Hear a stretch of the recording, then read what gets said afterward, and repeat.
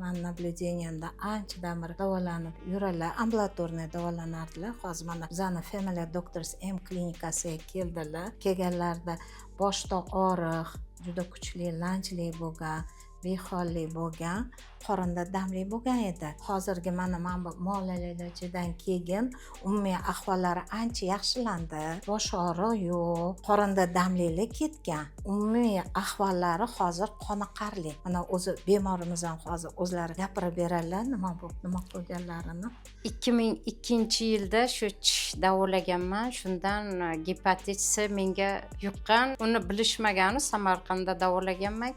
Davosini topish olmagandan keyin onam Toshkentga shu virusologiya institutiga olib kelgan. O'sha paytda Muhayyo Ubayevna glavvrach edi, bosh shifokor. Keyin meni Malika Ubayevnaga joylashtirib, o'sha paytdan buyon men davolanaman. Hozir mana gepatit C analizlarimda chiqmayapti. Yo'q bo'lgan, lekin profilaktika uchun davolanib turaman.